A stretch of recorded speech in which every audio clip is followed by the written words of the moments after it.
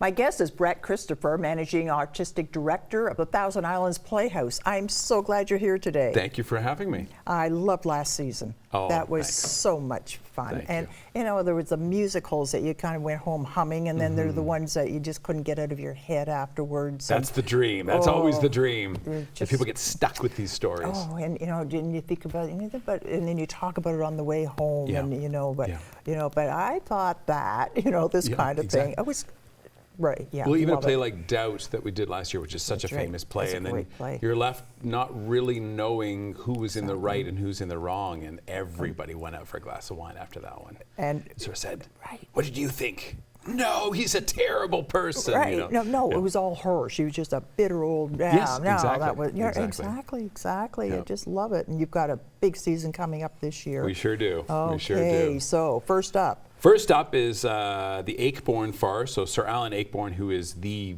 most funny comedic writer in the English language, and he has written this play, How the Other Half Loves, which is the story of three men who work in an office and their wives and the sort of interplay between the six of them. It's very silly. Lots of slamming doors. Okay. After that, we have Mary Poppins, the big-time musical that was adapted into, obviously from the movie, but it was adapted into a musical for Broadway and the West End, and it's, it's a beautiful story, of course, of the Banks family and learning to pay attention to your children, or whatever the story is, and the very, very special Mary Poppins. The dream right now is that we can get her off the ground. That was what I said to my team is, right. because we, something like the Grand Theatre here in Kingston or the Rockville Arts Centre has a fly gallery, so you can pull actors into the sky. We don't have that, so we're trying to figure out, we think we really need her to fly. You need Mary Poppins to fly. Come on. She it's not has that- to. She has to right. leave the ground with her umbrella. Otherwise, she's just some plain old Danny. Exactly. So we're working right now on achieving that, which is a really fun challenge for everybody. And then after that, we have a play called Cottagers and Indians, which is a play by Drew Hayden Taylor.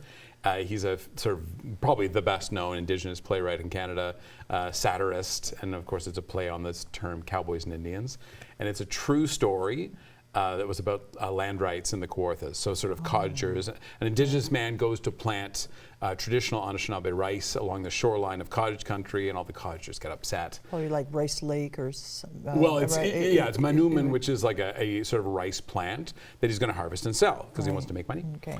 And then one of the cottagers goes into a battle with him, and it's the story of those two. It's actually very funny. It sounds, oh my gosh, sort of dramatic battle, but it's very, very funny and very heartfelt. In the end, I think everyone learns a lesson. Let's just say that.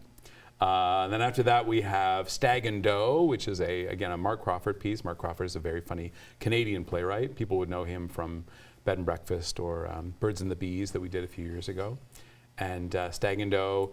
Now, I'm originally from Toronto, and I did not know what a stag and doe was, but certainly anybody who's in rural Ontario will know exactly what do you know what a stag and doe is? Well, yeah, or Jack and Jill. Exactly. There's right. So it's the story of a stag and doe that's taking place in a Legion Hall in a small town. It's perfect for Yanonoque. That's right. Yeah. And a wedding tent blows down on the other side of town, and so that entire group comes to this Legion Hall to also host their wedding. And then again, it's the sort of like interplay of those two worlds, and hilarity ensues, shall we say?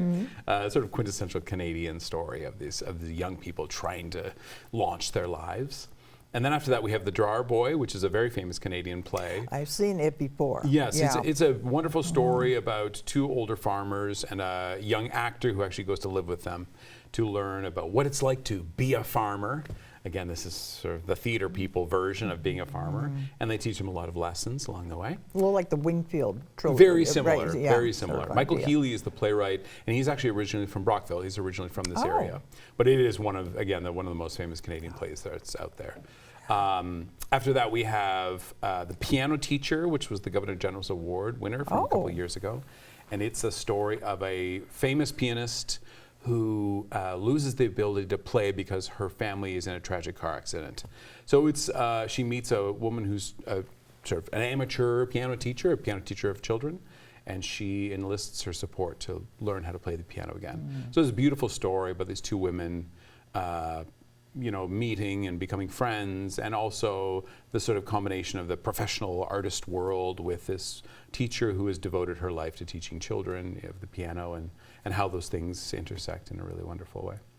And then the last play of the season is 9 to 5, which is a musical adaptation of the famous 80s movie starring, of course, Dolly Parton. Now, Dolly Parton won't be in Gananoque, but she wrote all the music for it. And it is hysterically funny. So funny. And I heard that whole thing with the clicking was because she's always doing this with her nails, and that's where they came up with it, because there was a habit she had of with her. That's what I'd heard. Yeah, and that's where that. I feel like I may have heard that as well. That story of that sound. And so they started it with that clicking sound, which was supposed to be a typewriter, but that's where it started, was that rhythm.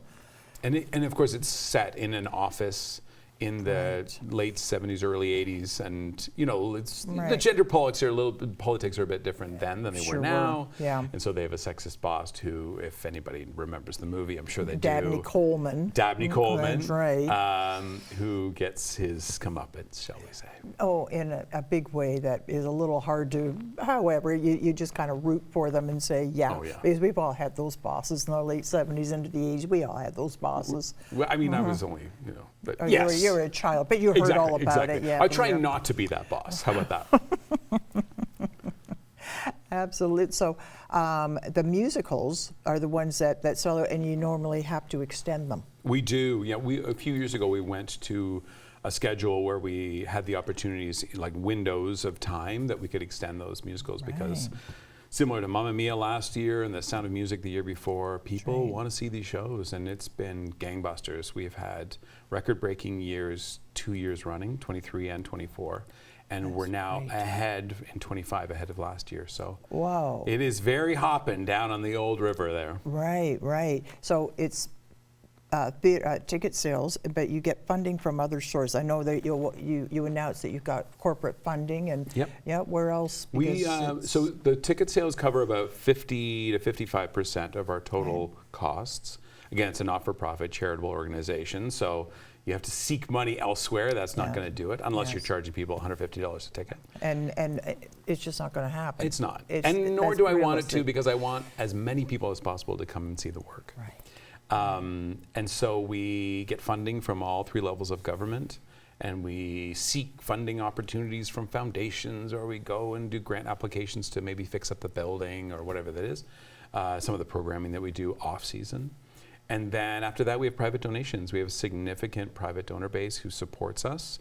Without them, we would not be there. Yeah. So there's a lot of people in this community, including in Kingston, who are very, very generous to the organization. And you have a big volunteer base. We do. In fact, our volunteer base is, because we have a 50-50 program, so anytime you come to the theater, there'll be a 50-50, and those are all volunteers, and they raise a significant amount of money, which all goes towards our educational programming. Okay. One of my favorite parts, I love the productions, but we always go an hour early, and we sit on the deck and have a coffee and watch the water for an hour before. We're always the first ones to arrive, so we can do that. The atmosphere is wonderful.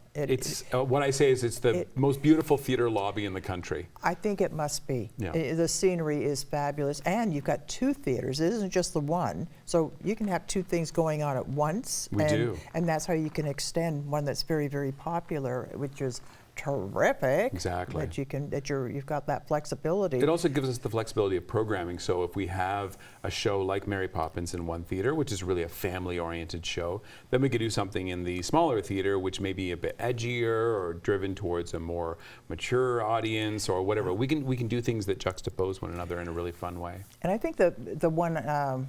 The Fire Hall Theater up on the hill, it's more intimate. It's a smaller audience, and especially the way you can configure it around the stage, and it's more intimate. You feel almost like you can almost touch the actors. You're close to them, and for certain plays, it's perfect for certain plays. It's fun to play with a room like that because it's a black box theater. The Isabel has one as well here in town, and you can configure the seating any way you like to suit the story and the artistic vision of the director and the designers, which is very fun. So you get the same audience that comes year in, year out, play in, play out, but every time they come in, they're kind of discombobulated by the way that it has been configured, and they are in for something. Oh, every time. Yeah.